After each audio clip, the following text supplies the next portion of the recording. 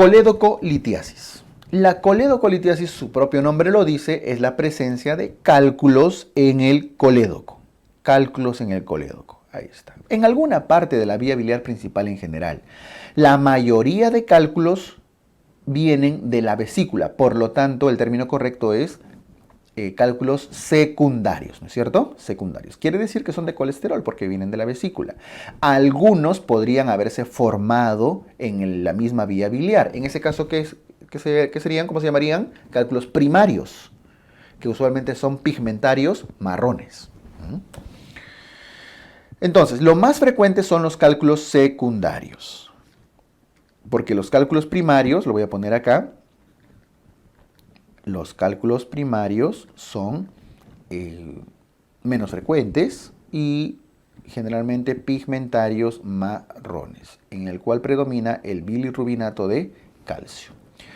10% de colelitiasis, ¿qué significa? Que aproximadamente el 10% de pacientes que tienen colelitiasis, de cada 10 pacientes, uno va a tener cálculos en el colédoco también. Ese es el riesgo, 10%.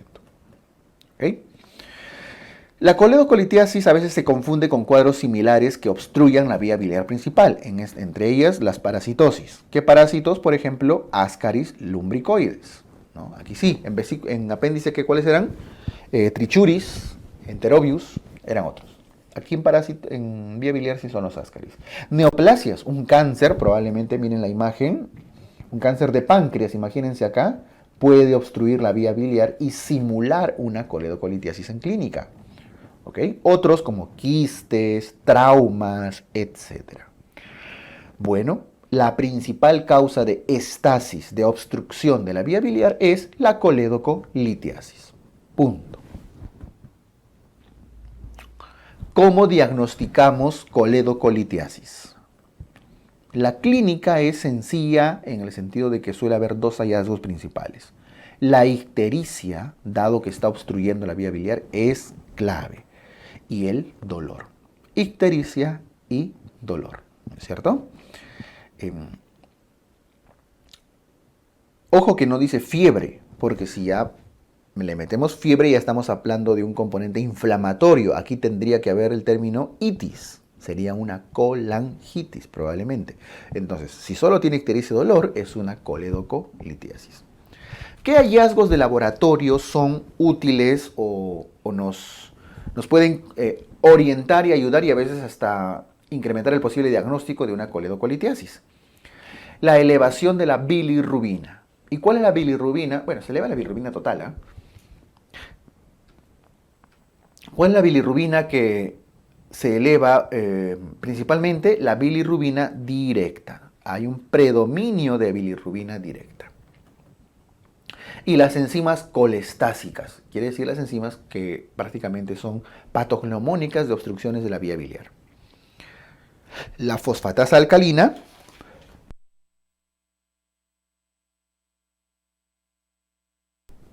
y la gamma-glutamil transferasa, FA y GGT. Pregunta de examen.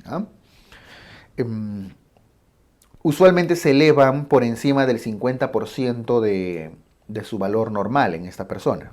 O sea, de su valor normal por 1.5, ¿no es cierto? En ambos casos, más del 50% de su valor basal. ¿Ok? 50% de incremento. Pero lo importante que quiero que tengan claro acá en el diagnóstico de la colédocolitiasis son los estudios de imágenes. Ya tienen la clínica, en quienes sospechan, le duele y está con ictericia. Le toman exámenes de laboratorio, bilirrubina, enzimas colestásicas, etc. Ojo que también podría haber elevación de amilasa. Podría haber. Ya ténganlo en cuenta. Podrían elevarse las enzimas hepáticas, TGO, TGP. Podrían. Pero lo importante es que consideren la elevación de la bilirrubina y las enzimas colestásicas en general, ¿ya?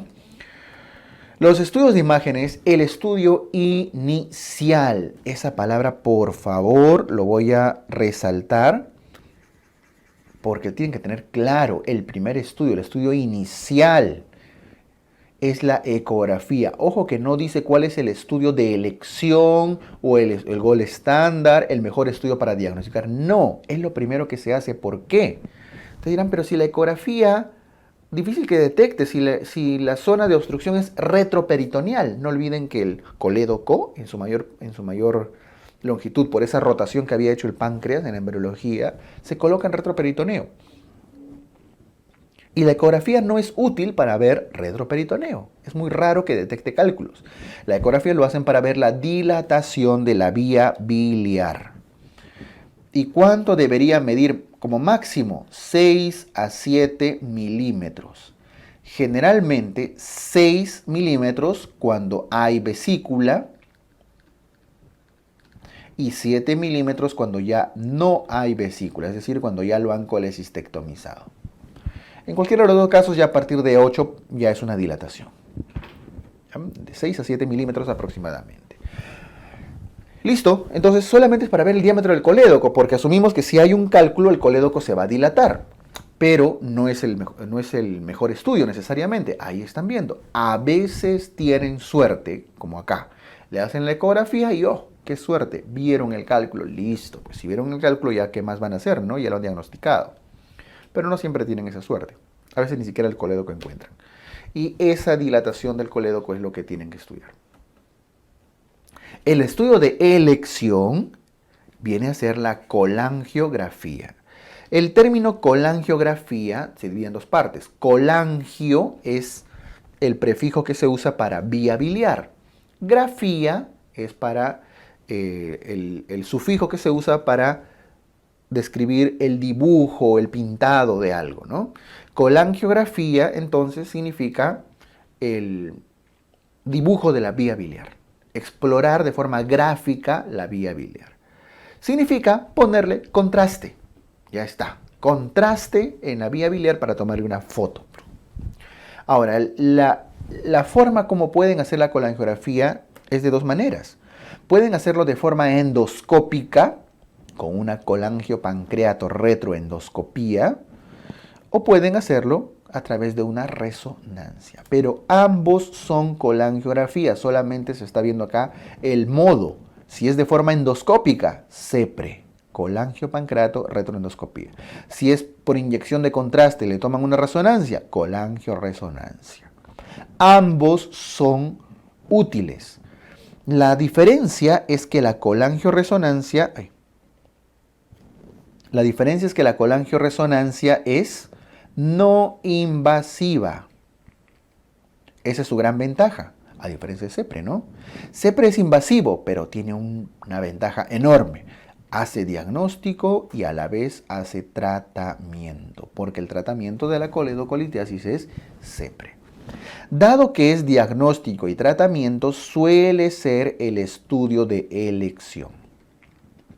A menos que tengan tanta duda que no amerite invadir al paciente o ponerlo en riesgo con un procedimiento invasivo.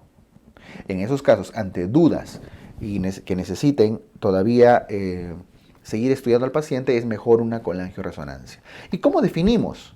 Si la pregunta es directa, ¿cuál es el mejor estudio? Punto, van a poner CEPRE, que es lo que más se hace porque ahí mismo, en ese mismo estudio, pueden hacer el tratamiento. Pero si se trata de un caso clínico que tienen que tomar una decisión, eso dependería de otros criterios. Y vamos a ver.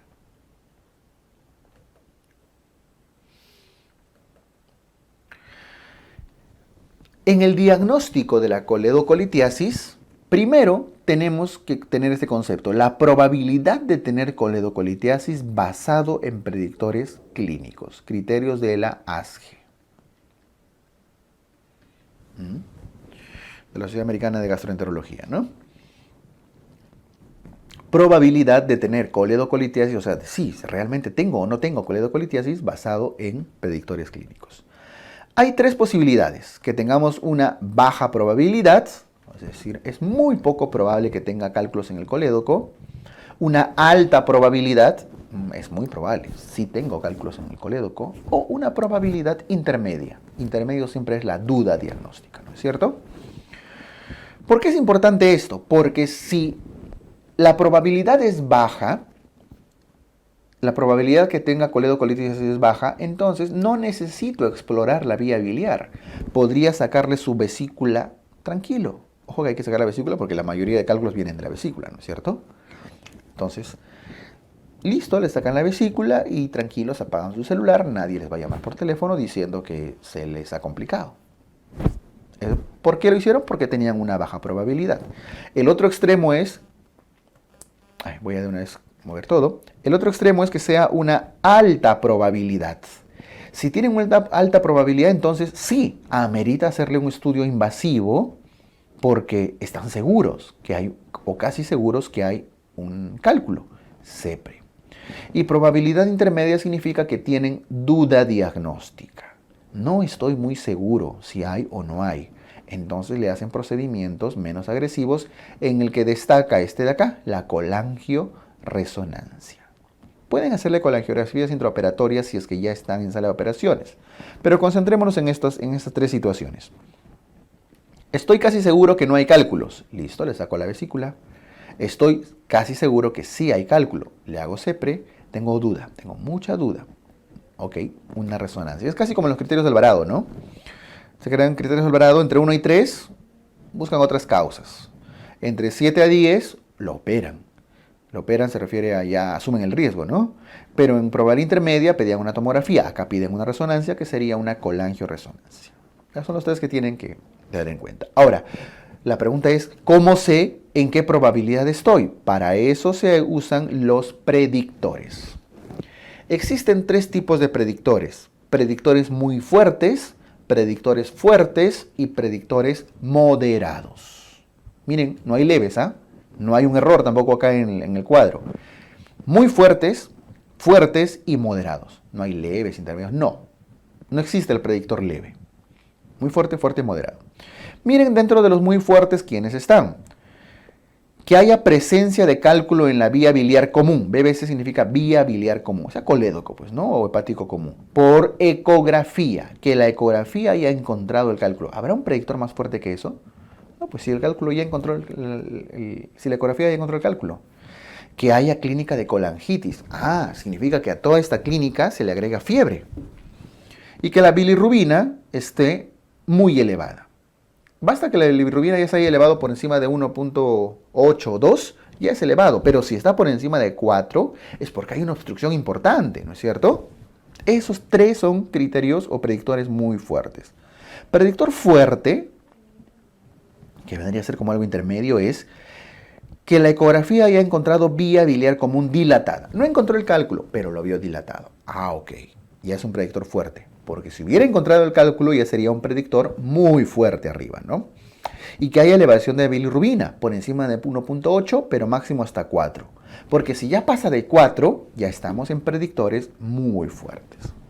Listo, ahí tienen los muy fuertes y fuertes. Y los predictores moderados incluyen las alteraciones bioquímicas que no sean la bilirrubina. Fosfatasa alcalina elevada, gamma-glutamil transferasa elevada, por ejemplo. Que sea una persona de más de 55 años. Solo ser ya de más de 55 años ya le da un predictor moderado. ¿Okay? O que haya clínica de pancreatitis. Si hay pancreatitis, miren, es moderado, no es fuerte ni muy fuerte. ¿Cómo se interpreta esto? La interpretación. Es alta probabilidad, o sea, esto de acá entra en este cuadro si es que tiene cualquier predictor muy fuerte, cualquiera de ellos, uno de ellos. Ya sea el cálculo, la colangitis o la bilirrubina muy elevada. ¿Ok? Cálculo en la vía biliar común, colangitis o bilirrubina elevada. Cualquiera de ellos, cualquiera. No los tres, basta uno. Uno.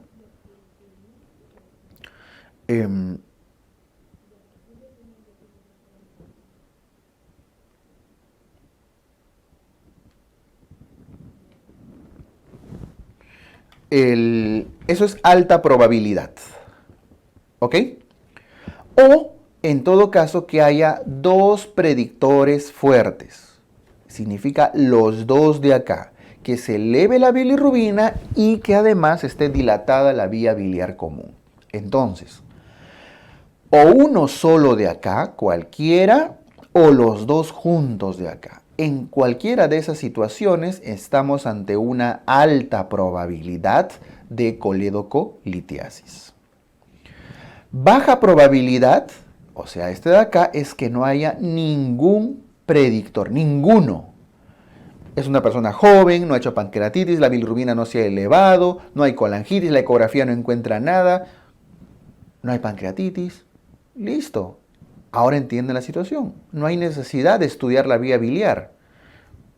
Baja probabilidad. Le saco a la vesícula y tranquilos. Duermen, apagan el celular, nadie los va a molestar. Lo otro era alta probabilidad. Uy, sí, hay un cálculo con muy alta seguridad. Le voy a la CEPRE de frente. Y el otro es probabilidad intermedia. Cualquier otra situación. Quiere decir que no se encuentre en ninguno de los dos. Por ejemplo, que tenga uno, dos o los tres predictores moderados. O, por ejemplo, un fuerte y nada más. Solo un fuerte. O bien la elevación de la bilirrubina hasta 4 máximo, o bien la dilatación, pero no los dos juntos. Eso genera duda. Era como un Alvarado entre 4 y 6. No, solo por dilatación lo voy a mandar a CEPRE. Lo estoy poniendo en riesgo al paciente. Mejor hago una resonancia, una colangioresonancia. Solo porque se me subió el TGO o el TGP lo voy a mandar a CEPRE. No, es duda, una colangioresonancia. ¿Ok? Pero no, la bilirrubina está en 6. Está acá. Una bilirrubina tan elevadísima, vamos a CEPRE. Ahí debe haber un cálculo, es muy probable. ¿No es cierto? Listo. Así se interpreta la coledocolitiasis, la probabilidad de tener coledocolitiasis. Que les venga una pregunta de esto es poco común, poco probable. Lo más común es que les pregunten cuál es el estudio diagnóstico de elección y ustedes van a marcar la colangiografía endoscópica, es decir, CEPRE. ¿Por qué? Porque les permite hacer diagnóstico y a la vez tratamiento.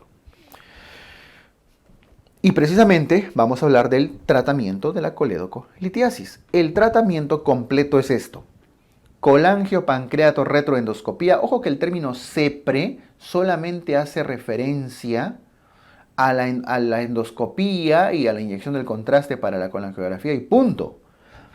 Pero solo con una endoscopía no van a sacar el cálculo. Tienen que agregar el término esfinterotomía, porque tienen que seccionar en este procedimiento el esfínter de Oddi y por supuesto extraer el cálculo. A veces al término esfinterotomía también le llaman papiloesfinterotomía. Por eso muchas veces van a encontrar el término papiloesfinterotomía endoscópica. Es válido, totalmente válido. Y por supuesto no olviden agregar el término extracción del cálculo. Este gráfico está bien bonito, ¿no? Entra el endoscopio, atraviesa el esfínter, encuentra los cálculos. Hay varios métodos, con pinzas, arrastrando con balón, etc. Pero para que los cálculos pasen tienen que seccionar el esfínter, pues, la capa muscular. Y ahí van a poder sacarlo. ¿Hasta qué tamaño se puede sacar? Pueden sacar el tamaño que quieran. Todo va a depender de si logran hacer una buena ventana y una buena incisión. Se hace difícil, no imposible, difícil con cálculos mayores a 18 milímetros. A 20 milímetros. A partir de los 15, 18 ya hay algunas complicaciones. Aumentan las complicaciones. Pero ya prácticamente se hace muy complicado, casi imposible de sacar con más de 20 milímetros. Eso significa 2 centímetros, que es grande, ¿no? No imposible, ojo, porque ya hay posibilidades de hacer litotricia, ampliar la esfinterotomía, etc. Pero aumentan las complicaciones o el riesgo de complicaciones. ¿Y cuáles son? Para empezar, que tienen que tener en cuenta en quienes no hacer CEPRE, en quienes no hacer la colangio-pancreato-retroendoscopía. En pacientes que se encuentran con inestabilidad hemodinámica, y esto es un concepto transversal a toda cirugía, cuando el paciente se encuentra hemodinámicamente inestable, hay que evitar procedimientos invasivos. Que no autorice. Si el paciente no les autoriza, pues esta es la más absoluta de todas. Si no les firmó la autorización, no se hace. Y hay que buscar otras alternativas, o bueno, ya entramos en el terreno incluso de la medicina legal, ¿no es cierto? Cuando hay falta de entrenamiento. Creo que es obvio, ¿no? Coagulopatías y alteraciones anatómicas. Estas de acá, las coagulopatías y las alteraciones anatómicas, son contraindicaciones relativas. Antes eran absolutas. Pero ya hoy en día, con la corrección de la coagulación y con entrenamiento adecuado, podría considerarse realizar. Se puede corregir, pero igual está dentro del grupo de contraindicaciones. De hecho, la no autorización es la más absoluta de todas. Listo, en estos pacientes tener cuidado. Porque ¿qué complicaciones podría traer? Hemorragia, perforación, pancreatitis post-cepre, colangitis. ¿Ok? Hemorragia, perforación, pancreatitis, colangitis. Todas estas complicaciones que aumentan cuanto más complicado está el paciente, cuanto más grande es el cálculo y cuanto menos entrenamiento hay y demás. ¿Ok? Muy bien, eso respecto al tratamiento de la coledocolitiasis.